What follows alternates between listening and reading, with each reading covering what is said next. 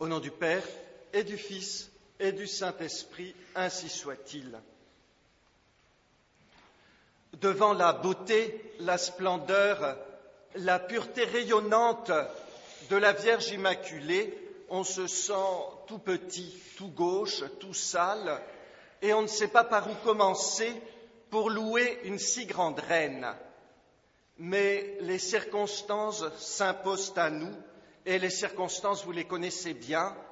Nous sommes dans un monde qui s'écroule de tous côtés, dans la société, dans notre pauvre France, et jusque dans la Sainte Église, ce ne sont que ruines, désolations, menaces de guerre et de mort.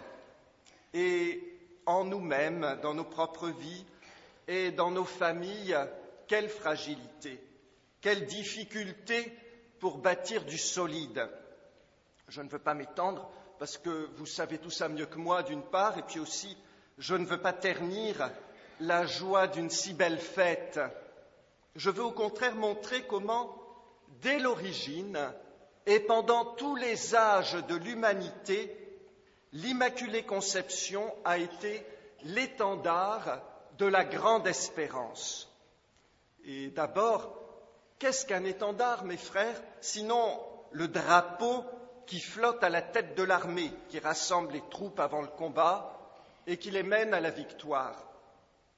Or, à 3 reprises et de 3 façons différentes, durant les 3 grands âges de l'humanité, l'Immaculée Conception de la Bienheureuse Vierge Marie a été cet étendard. Elle l'a été avant la venue de notre Sauveur Jésus-Christ.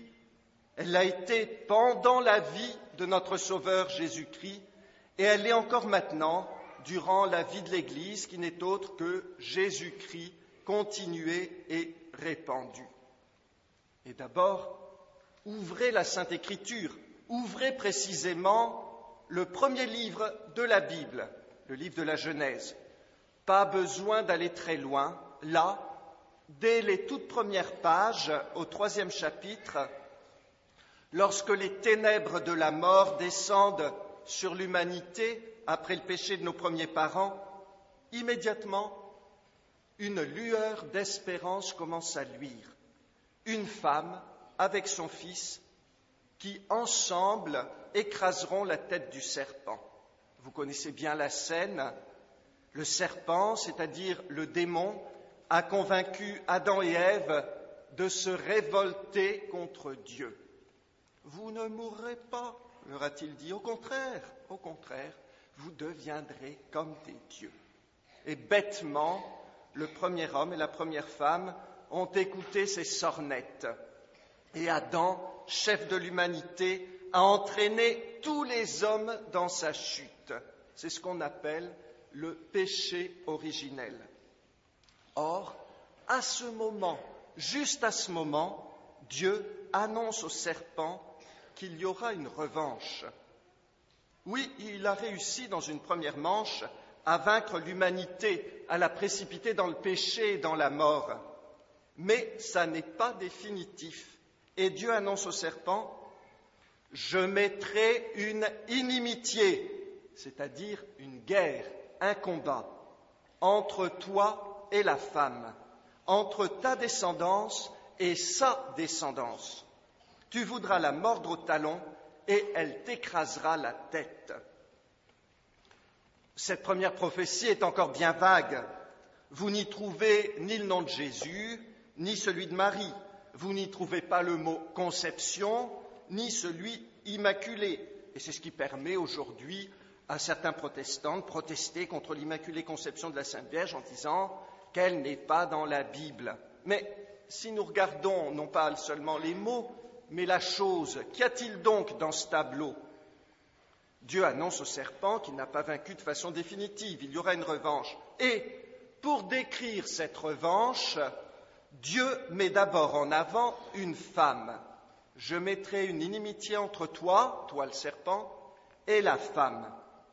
La femme ne sera pas seule, c'est sa descendance, son fils, qui vaincra définitivement le serpent.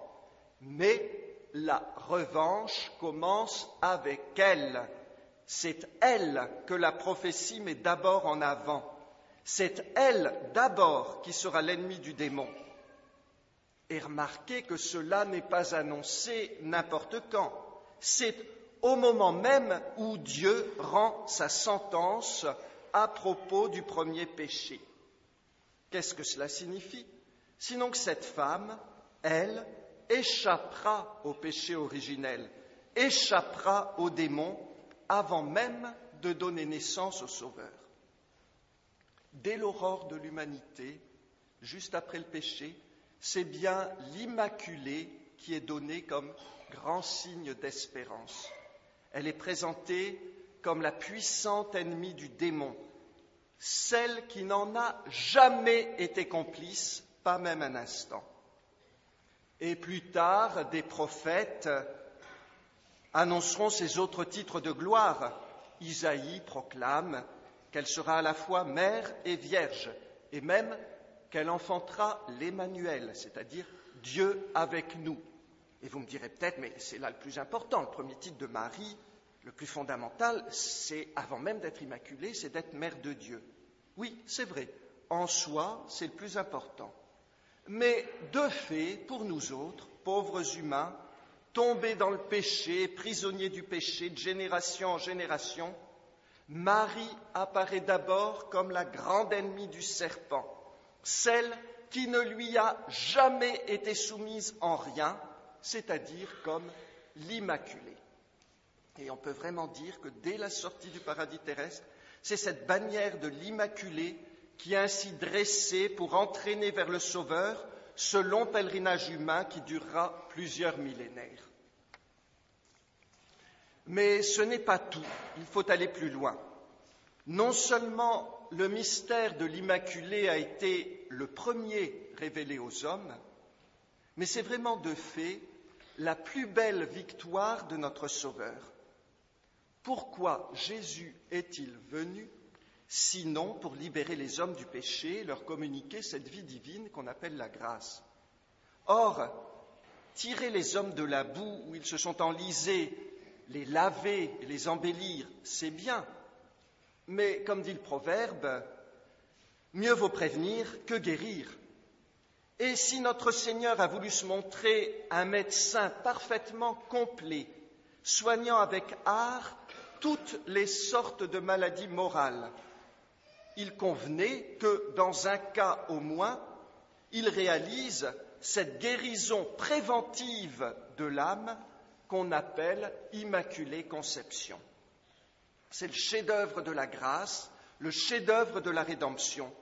Et notre Seigneur a voulu le réaliser avant même son incarnation dans l'âme de sa très sainte mère, comme s'il voulait, durant sa vie, l'avoir toujours devant les yeux, et comme s'il voulait ne marcher qu'à la suite de ce glorieux étendard qui proclamait partout sa victoire avant même qu'il n'arrivât.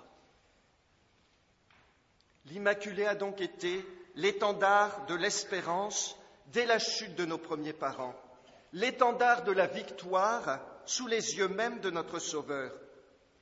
Et il faut ajouter que l'Immaculée Conception a aussi été choisie comme l'étendard de la lutte contre les erreurs modernes par le glorieux pape Pie IX. C'était en 1854. Pie IX était effrayé déjà par la montée de l'impiété moderne. Grisé par les progrès scientifiques, mais surtout drogué par la propagande maçonnique, l'homme retombait dans sa vieille illusion, devenir Dieu par ses propres forces.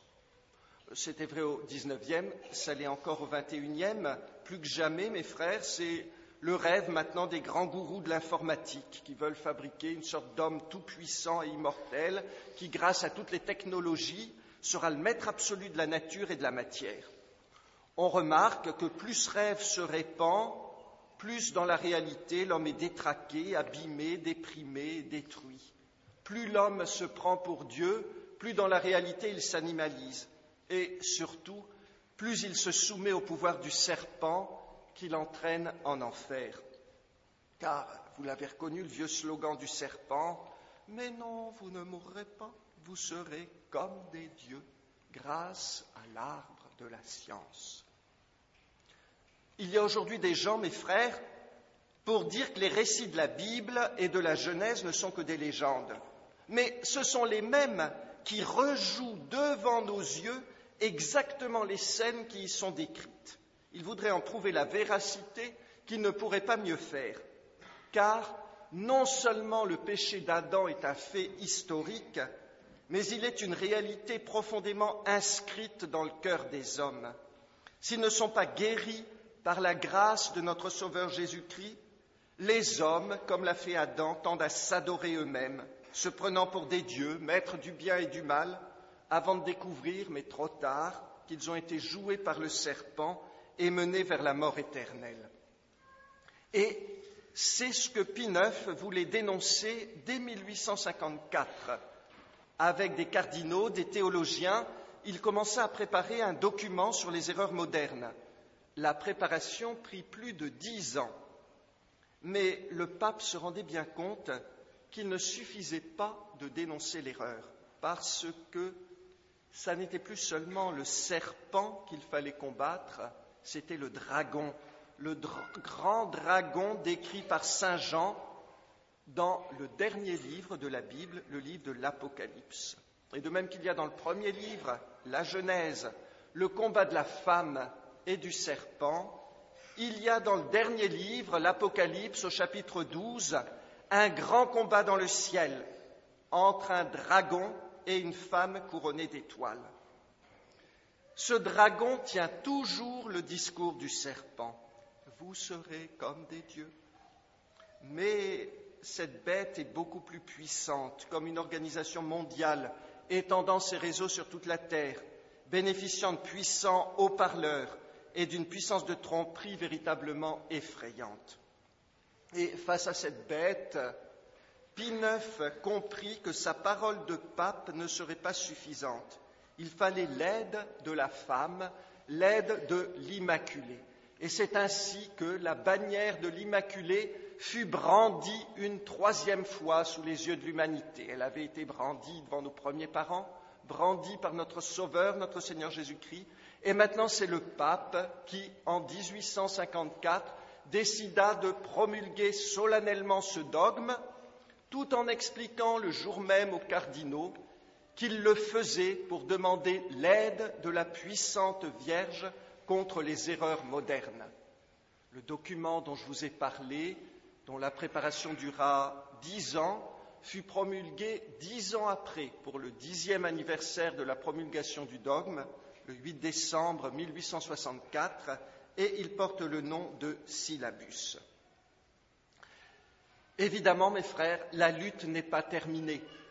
Mais plus que jamais, en cette fête, rangeons-nous nous-mêmes, nos familles et tous les petits groupements dont nous pouvons nous occuper derrière cette bannière qui a été brandie 3 fois et qui, c'est sûr, même si tout semble s'écrouler autour de nous, c'est sûr, nous protégera et nous mènera à la victoire.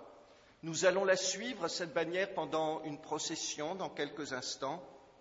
Rappelons-nous que c'est un grand signe d'espérance. Rappelons-nous également que la Sainte Vierge, si elle écrase la tête du démon, si elle est forte comme une armée rangée en bataille, est aussi bonne comme une mère, car elle est notre mère. Et elle est venue se manifester plusieurs fois en France pour nous dire, notamment comme à Pontmain, « Mais priez, mes enfants, Dieu vous exaucera en peu de temps, mon fils se laisse toucher. » Donc, prions, confions-nous à la Vierge, sachons que nous vivons en des temps difficiles, que nous aussi, nous pouvons nous laisser tromper par le dragon, surtout à l'heure où même des autorités de l'Église se laissent tromper. Soyons sous nos gardes, mais en même temps, confions-nous avec une véritable confiance filiale dans la très sainte Vierge Marie. Prions-la, que cette procession ne soit pas simplement une marche, mais vraiment une prière. Confions-nous à elle et demandons-lui sa protection.